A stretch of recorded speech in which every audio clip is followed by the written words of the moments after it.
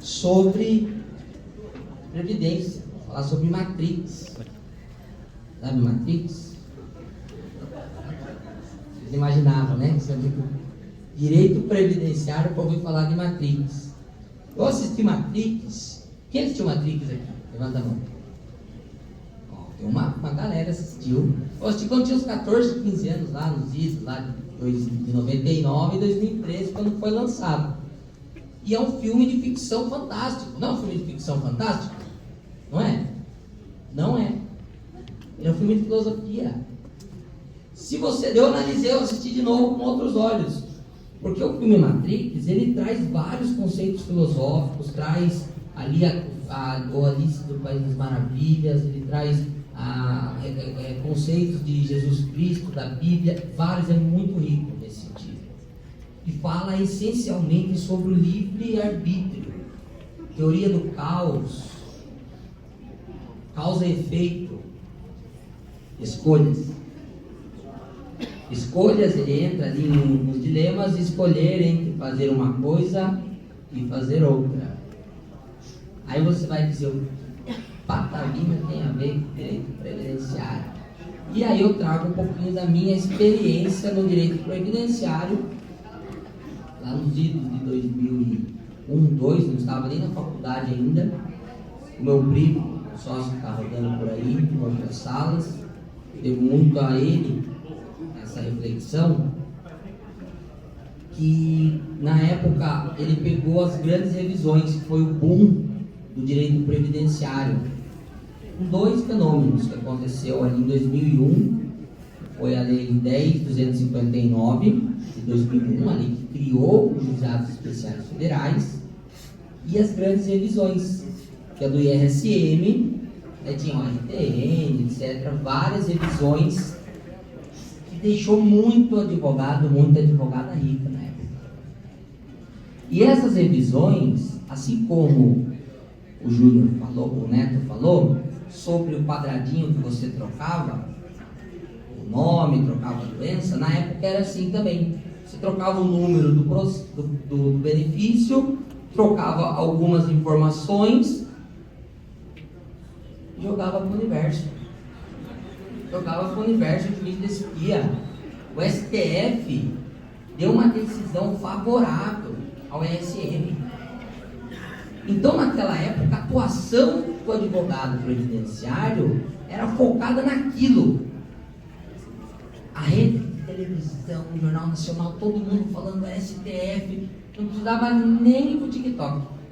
Já estava todo mundo, bastava você dizer, atuo com direito previdenciário, que o escritório bombava. Por quê? Porque a televisão estava fazendo propaganda para você. Você tinha que fazer o quê? Trocar o nome do indivíduo. Nem o cálculo precisava fazer. Temos aqui o nosso juiz, o Omar, e pode dizer para nós aqui. Não era? Não tem o cálculo da Justiça Federal? Já não tem um núcleo que faz o cálculo? Fazia o cálculo. Então você não precisava nem se preocupar com isso. E aí tinha aquelas filas de advogados com pastas cheios de processo para protocolar na Avenida Paulista, porque eu sou natural de Itapetininga, interior paulista, terra do bolinho de frango. É uma iguaria lá na nossa cidade, patrimônio cultural. Nós temos que falar disso. Tem muita coisa lá, mas tem bolinho de frango. Com acarajé, assim, sem um ladejo de vender. Enfim, aí, naquela época era assim que funcionava. Era protocolos em lote. E depois de 1 ano, 2 anos, você ia receber 50, 100 processos de uma vez só. Era maravilha. E aí a reflexão do primeiro ponto da virada, que é como o professor Marco Aurélio falou, que existe hoje, ou existiu ali às vésperas da reforma de 2019, um terrorismo na cabeça. Vai acabar o direito previdenciário. Calma. O filósofo atual que fala, Waze, vamos recalcular a rota. E aí o meu primo, na época, não era nem, estava já no estágio ali, 2006, 2007, o Henrique falou o seguinte, o Fabiano: acabou a revisão. A revisão foi. Quem tinha que limpar, limpou. Quem queria produzir riqueza a partir de revisão, acabou. Nós temos que trabalhar com a concessão dos benefícios.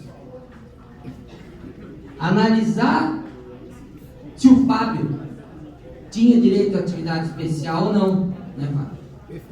Analisar qual era o direito daquele indivíduo para se aposentar, não para revisar os benefícios. Porque na época a revisão se tratava do quê? De índices que foram aplicados equivocadamente. Então, todo mundo tinha direito. Era índice.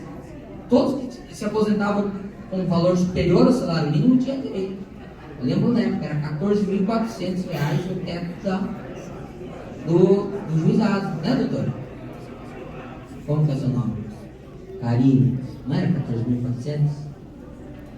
Ou seja, ela é uma das que corrica com o direito previdenciário da época. Temos aqui um representante. Muito bem. Houve esse primeiro ponto da virada, esse paradigma. Então, hoje em dia ainda nós atuamos muito com a concessão do benefício. E com a eclosão da nova reforma, onde as estruturas do direito previdenciário foram alteradas, as estruturas, assim como a doutora Luana referendou aqui, muito bem em sua fala, agora os paradigmas. Antes, na região dela, ela não ingressava com ação, ela fugia da justiça estadual porque era muito ruim. Na Bahia é muito ruim. Lá no sul, em Santa Catarina, quando nós vamos lá, é diferente. A gente vai para a justiça estadual. A gente foge do juizado. Igual o diabo foge da cruz. Tem que fugir do juizado. O juizado é ruim, perícia. 15 minutos, 2 médicos aqui. Em 15 minutos, dá para fazer uma perícia boa em 15 minutos? Assim, caso de psiquiatria, 15 minutos? Não dá. Então tem que fugir do juizado. Certo? Então são estratégias diferentes conforme a região cada um atua. Certo? Muito bem. Então, esse paradigma, agora com a mudança de estrutura, está na moda planejamento previdenciário. Né, doutora Natasha? A Natasha, que é uma grande estudiosa, aqui com o Gael, já começa a pagar a previdência complementar, já privada, já desde que nascer. Com 16 já paga, já tem que bater, olha. Claro. Então, a questão é a seguinte: planejamento previdenciário, pode ser que tenha alguém que divirja de mim, mas, na minha opinião, é o mais difícil ramo do direito previdenciário. Por quê? Porque quando o indivíduo chega com 58 anos de idade, 57 anos de idade no seu escritório, e você tem que analisar se ele tem ou não tem direito ao benefício, a história dele já foi escrita. O que você vai fazer? Vai verbal um mural, vai reconhecer um tempo especial, para pegar uma regra de transição boa, para fugir do fator previdenciário. É isso que você vai fazer. O que ele cometeu de erros e acertos no decorrer da vida dele, já ficou para trás. Vai tentar ajustar alguma coisa.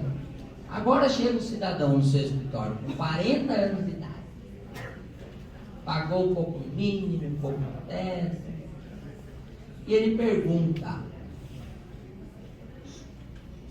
quanto eu vou ter que contribuir daqui para frente? Doutor Canotti, quanto eu tenho que contribuir? Teto. E qual é o efeito dessa contribuição? Então, neste caso, você está escrevendo a história do seu cliente junto com ele. E se o resultado que ele tiver lá na frente não corresponder com a história que você está escrevendo com ele, e daí como é que você fica?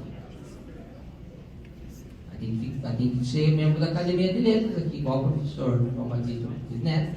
Vai ser imortal. Porque senão ele vai te matar. Entendeu? Ele vai te matar porque correspondeu a análise e planejamento com o resultado. É difícil, a responsabilidade é muito grande. E tem gente falando, vamos recolher em atraso. Vamos recolher em atraso. E aí qual é o efeito desse recolhimento em atraso?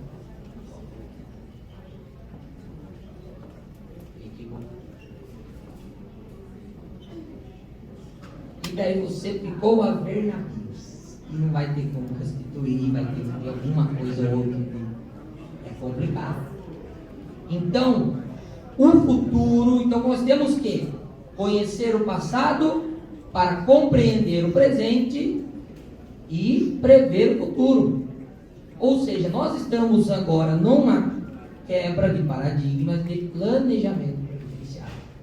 Revisões, trazendo um pouco para o campo da incapacidade. A doutora Luana mencionou aqui que 60% é criminoso. Só já está incapacitada e você vai...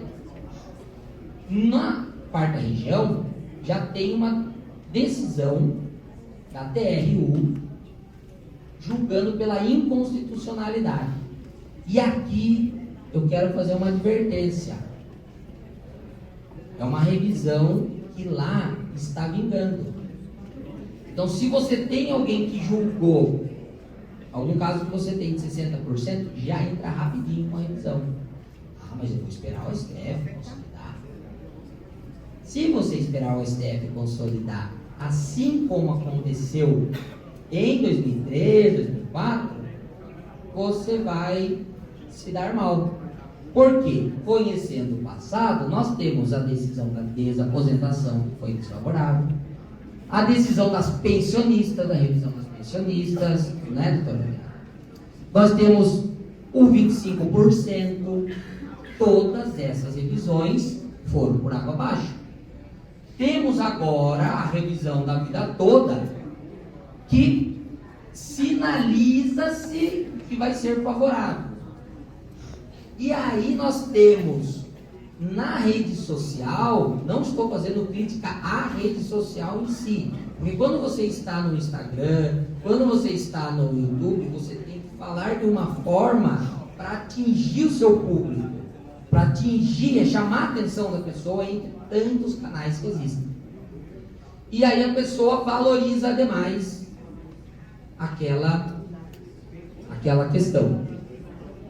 E aí você vai dizer o seguinte: vou fazer revisões, porque teve decisão da TRU. Vou fazer... Tem gente falando de buraco negro ainda hoje. Gente, pelo amor de Deus. Aí você entrou... Vamos nos respeitar, né? Falar de buraco negro a essa altura do campeonato. Só que quem chega novo no previdenciário acha que aquilo lá é o... Por quê? Porque não conhece o passado. Não conhece que já todo mundo rapou. Pode ser que tenha um ou outro caso. Você vai ganhar um ou outro caso. Você não vai se sustentar disso. Você vai sustentar do que hoje?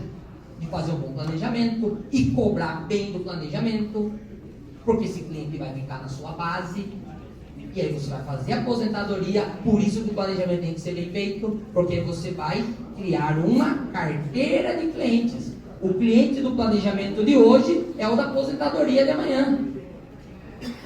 Você vai cobrar caro para isso. Por quê? Porque o evento custou caro aqui para estar aqui.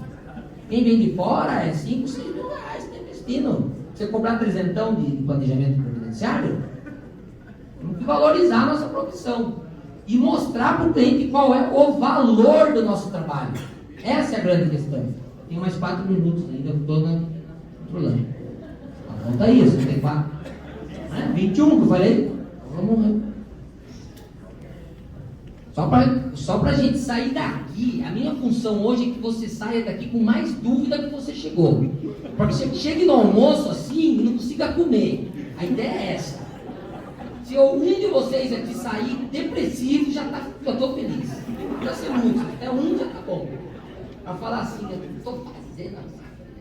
Temos que pensar. Então a ideia é o seguinte. Tem que cobrar bem. Cobrar bem do cliente e tal. Por isso que vai ter cautela nesse planejamento, cautela nesse pensar do futuro, cautela nessas revisões. Então, as revisões, eu mesmo tenho algumas ideias, acompanho outros professores que têm várias ideias de revisões. Legal, você vai entrar com a revisão. Legal, você vai desenvolver o seu escritório, mas você não vai colocar todos os ovos na mesma caixinha. E aí eu quero contar uma experiência que eu fui, voltando um pouquinho, lá naquela conversa que o meu sócio teve. Agora não é mais revisão, é concessão. Eu fui ver o efeito dessa decisão que ele tomou uns 10 anos depois. Quando eu já estava em Florianópolis, participava ali em 2013 e 2014 da Comissão de Direito Previdenciário, e eu vi muitos advogados que estavam ali lutando forte pelas revisões, que só trabalhavam com revisões. Por quê? Porque eles ganharam muito dinheiro em 2003 e 2004 com as revisões. E eles se mantiveram achando que tinham que defender tese, e colocaram os ovos todos nessa caixinha. E o que aconteceu? Hoje eles indicam o cliente para mim. Por quê? Porque eles não se aprimoraram. Não estou falando isso para dizer que eu sou melhor que eles ou que eles são um demérito. Não, de maneira alguma. O que eu quero dizer é o seguinte: que eles não souberam visualizar o movimento de mudança, de quebra de paradigma dentro da sua profissão. Nós estamos em constante transformação e nós temos que estar atentos a isso, a essas transformações. Regras de convergência, RPPS e RGPS, como a Ana Paula falou na abertura. Se você não entende muito de RPPS, faça entender um pouco pelo menos. Sabendo que é uma CTC, já é um caminho, já está valendo já. É verdade. CTC ali, dá um trabalho. Nossa, é difícil. Eu trabalho professor mesmo, trabalhei em 3 instituições, estados diferentes, um entrega CTC, aí é DTC, é um pandemônio. Então eu tenho que dominar, ou pelo menos ter noção para não saber fazer uma boa análise. Então, as nossas escolhas, voltando para as nossas escolhas, até porque nós estamos trabalhando com vidas. E eu gostaria de encerrar a minha fala, já que estamos falando de escolhas e de atitudes. Quando a gente for para o próximo plano, nós vamos deixar, são as nossas ações, os afetos que aqui deixamos, não os bens que adquirimos, esses que servem muitas vezes para discórdia. E tem uma poesia, gosto da poesia, tem uma veia poética, o trecho de uma poesia minha no final diz o seguinte: aproveite o belo enquanto pode e faça o bem, porque vai chegar um dia em que não será o sol, será você que se perderá no firmamento, e ninguém mais o verá, senão por suas ações, que permanecerão no ar, como os raios carmins que o sol nos deixa, em cada entardecer, e nele nos faz lembrar. Obrigado.